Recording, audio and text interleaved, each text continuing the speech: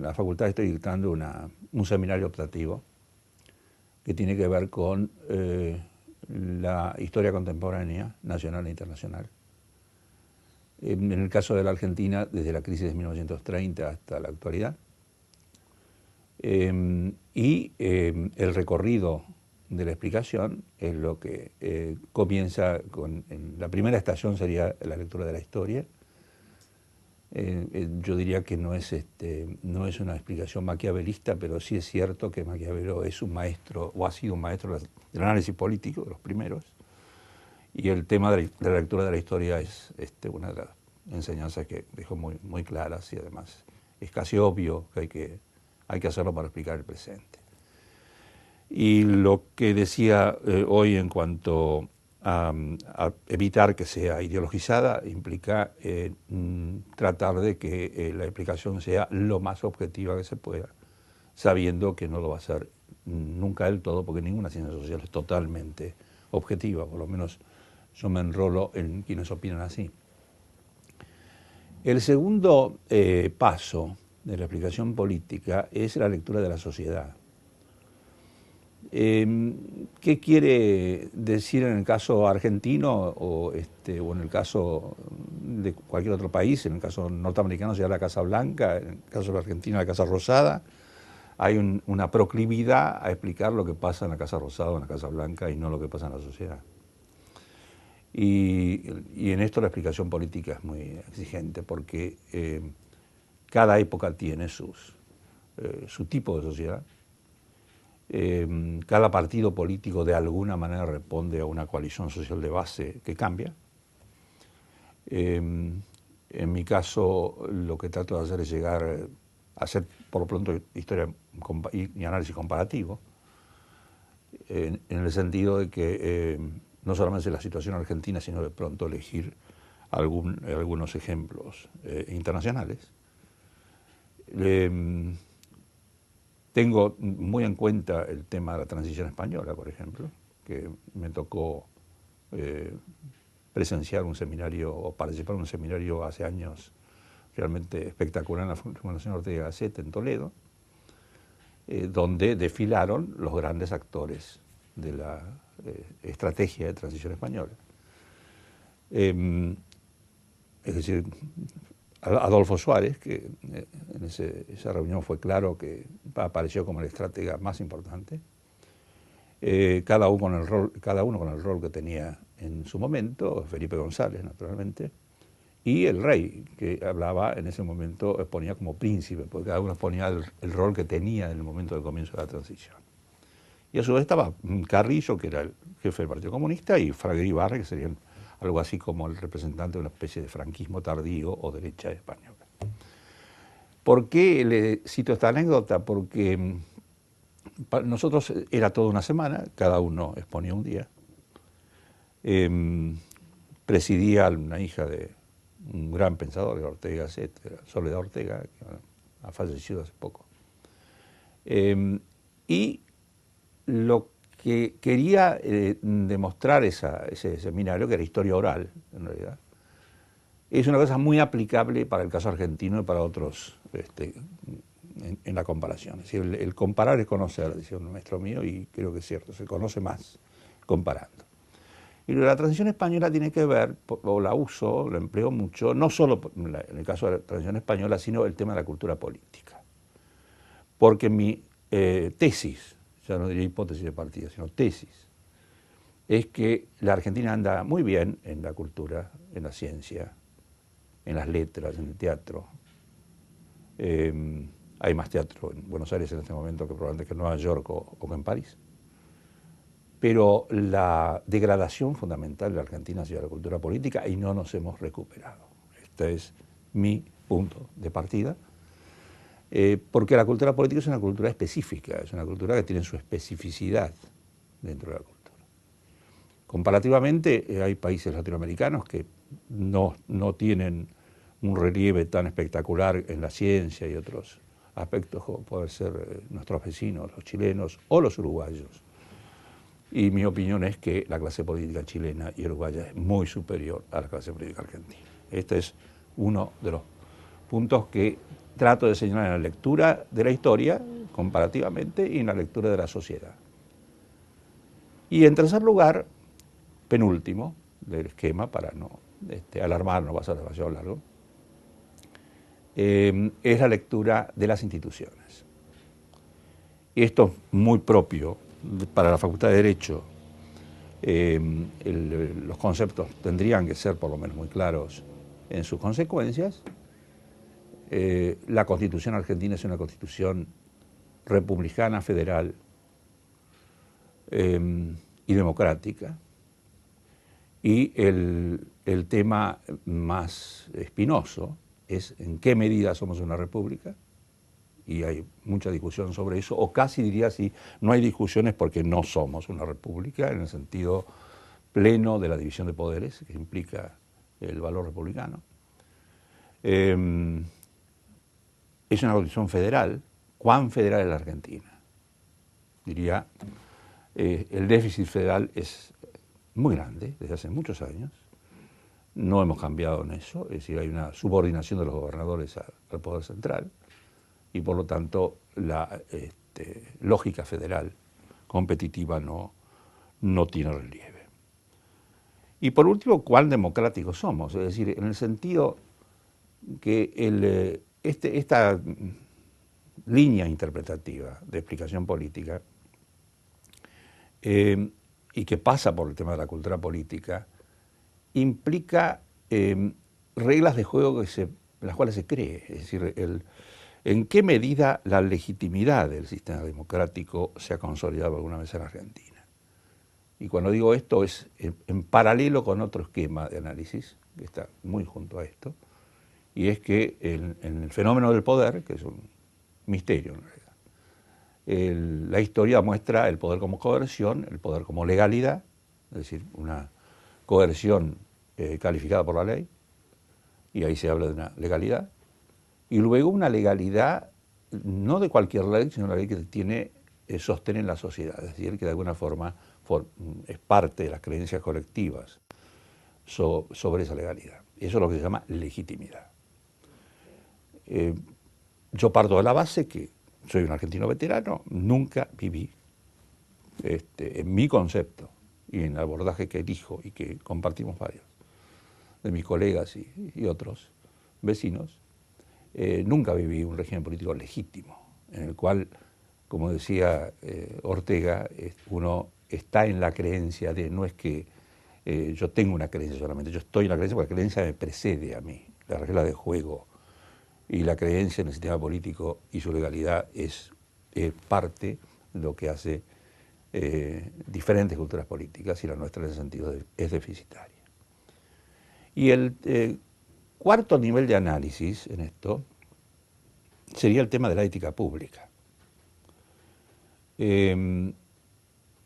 Y aquí yo empleo lo que podríamos llamar una matriz sobre la ética pública, que tiene tres interrogantes fundamentales.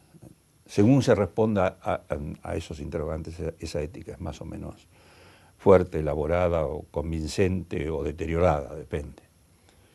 La primera cuestión es una interrogante personal, es decir, ¿quién soy yo? El tema de la identidad. Y esto vale para la persona y vale para la sociedad. La identidad nacional, la identidad personal.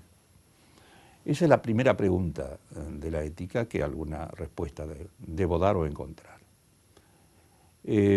Una segunda cuestión es que qué calidad tienen las opciones y decisiones personales o colectivas. Cuán importantes son, cuán propias de una moral pública importante o personal, son los dos niveles de análisis en paralelo, están siendo vigentes. Y la tercera cuestión es, yo diría, una cuestión sobre una gran pregunta de la moral y de la ética pública, que preside lo que podría llamarse una ética política. ¿En nombre de qué actúo? Y eso vale, ese en nombre de qué vale para la persona, insisto, y vale para la sociedad. ¿En nombre de qué valores estoy actuando y estoy viviendo? Esa es la matriz de una ética pública y se ven o se revelan así las carencias o riquezas, depende los casos que esté estudiando o analizando. Y yo diría como remate de esta parte de la explicación, tomo el tema del poder nuevamente, en el sentido que como el poder es, como decía recién, misterioso, y no es una opinión mía, varios clásicos lo han dicho, hay una propuesta bastante operativa, diría yo, que es concebir al poder como una constelación. Y hay un marco de análisis que se llama la constelación del poder en este sentido. Dado que es un misterio y que es muy difícil explicarlo, vamos a tratar de discernir ciertos miembros de la constelación. O sea, hay una estrella mayor en la constelación que es el poder político. Cualquier decisión que sea política, la tome quien la tome. Si termina siendo la última decisión, es política y en ese caso es el poder político el que de alguna forma preside la constelación o es la estrella mayor, como decía recién. Sea un militar, un civil, un arzobispo, si la última decisión, un economista, si le pertenece a quien esté en ese rol de la última decisión, esa es el poder político el que preside la constelación. Luego, toda sociedad tiene poder económico, en toda sociedad hay un tipo de poder económico. Cuando yo digo de sociedad, incluso digo también, o me refiero a sociedades que pueden ser hasta primitivas, digo, las manifestaciones de cómo se articula ese poder político, ese poder económico, o el poder de la fuerza, así lo que puede ser llamarse el poder militar. Esos tres miembros de la constelación se encuentran en cualquier sociedad con la manifestación o organización que se quiera tener o se tenga. Pero existe un poder económico y existe también una organización de la fuerza, llamado poder militar. Ahora, en este análisis, los clásicos, este análisis es muy clásico en muchos sentidos. Yo creo que yo estoy enrolado entre quienes piensan que los más modernos terminan siendo los clásicos cuando uno está analizando. Hay que trazar una línea, por decir así, imaginaria. Y en el cuarto lugar de esa línea, o debajo de esa línea, aparece el poder moral, de nuevo, que es otra manera de abordar el tema de la ética pública. ¿Cómo se forma, qué constituye el poder moral? Las ideologías, la educación, las iglesias. Hoy no se puede explicar, por ejemplo, la política internacional si no se atiende a la dimensión religiosa, cualquiera sea la religión. Por ejemplo, en otra época se hubiera dicho que no era preciso atender demasiado a eso si no se era creyente. Hoy el analista que no investiga esa dimensión no está reconociendo las realidades, sea Estados Unidos, sea Rusia, sea el Islam, sea la Europa en muchos de los países o América Latina. Cuando se llega al punto por qué la línea y por qué esa zona del poder moral está separada de los otros, por decir así, o por lo menos distinguida de los otros, más que separada. Porque en ese lugar se juega la justificación de las decisiones, de la política y de las opciones, la legitimidad. Se pueden ganar muchas batallas arriba, como decía una vez un escritor, y se pierde la guerra abajo. Si yo no tengo justificación, si pierdo el poder moral, estoy perdiendo toda la capacidad de convicción y la autoridad. Y por último, el tema de la autoridad es yo diría, una zona de la reflexión que personalmente doy mucha importancia, pero además ahí de nuevo sigo clásicos indiscutibles en ese tema. Empleo un autor francés se llamaba Bertrand de Jouvenel, tiene un excelente libro que se llama La soberanía, que es todo el estudio de la autoridad. Y Bertrand de Jouvenel era uno de los pocos autores que citaba, por ejemplo, un Raymond Aron, que es tal vez el mejor pensador del siglo XX en Europa en esos temas. Y, se hace una distinción que tiene un enorme valor interpretativo para la actualidad, sea nacional o internacional, que es la diferencia entre poder y autoridad. Se puede tener mucho poder y no tener autoridad. Es decir, se puede tener mucho poder como hegemonía, el caso norteamericano es bastante visible. Estados Unidos es una potencia hegemónica desde el punto de vista militar, ya no lo es tanto desde el punto de vista económico, claramente, por lo menos por la crisis internacional, esa hegemonía no existe, casi nadie, pues estamos en plena crisis. Pero el tema de la autoridad es muy importante porque en la zona de la autoridad, el autor, y esto es romano, en su inicio y su origen, en la palabra, el autor es el factor de certidumbre. Es decir, si no es un factor de certidumbre, no hay autoridad. Esto no lo puede resolver nadie por más benigno que sea hacia el que manda. Si es un factor de incertidumbre, va perdiendo autoridad, inexorablemente pierde autoridad. Saco de nuevo el caso de Estados Unidos, saco también y trato, por supuesto, el caso argentino. En el caso norteamericano, esa hegemonía militar y económica no se ha traducido en autoridad internacional, es decir, el deterioro de Estados Unidos como autoridad, una de las autoridades internacionales, ha sido fenomenal en los últimos 2 periodos, sobre todo de Bush, cuyo entorno, el tema de los entornos, con esto terminaría, en la explicación política se puede continuar, digo, pero creo que esto más o menos aclara cuál es la secuencia que sigo. Los entornos son un gran riesgo en cualquier institución. Toda institución tiene quienes mandan entornos.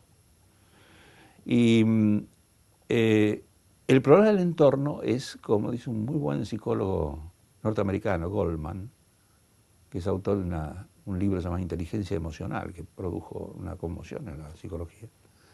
Tiene una pequeña, yo diría, un apartado de ese libro fundamental que se llama Psicología del Autoengaño. Y viene de esta anécdota.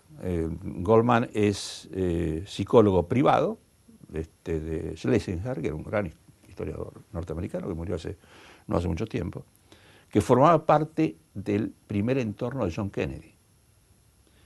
Y ese primer entorno de John Kennedy no estaba ocupado por mediocres, eran intelectuales muy importantes, que presidía Bob Kennedy. Pero ese entorno es el que recibe de manera acrítica una propuesta de los anticastristas de Miami para la operación que se llamó Bahía de los Cochinos, que fue un fracaso desde el principio hasta el final. En el comienzo de la presidencia de un jefe de Estado como John Kennedy, un hombre culto y muy inteligente, que luego se va a preguntar al final de esta anécdota larga que analiza Goldman, ¿cómo pudo haber hecho esta estupidez? Esa es la pregunta que hace públicamente Kennedy. Pero ¿qué es lo que ocurre en ese caso? El entorno no es que fuera un entorno de incapaces, además si agregamos entornos de incapaces, bueno, ya el tema es infinitamente más grave. No, acá era muy capaz, eran hombres intelectuales importantes, no muchos, 4 o 5. Y los anticastristas presentan la propuesta. Y Schlesinger le dice a Goldman, mire, esto es de política pública, ya no sé, no es mi tema privado, pero privadamente me produjo una gran angustia.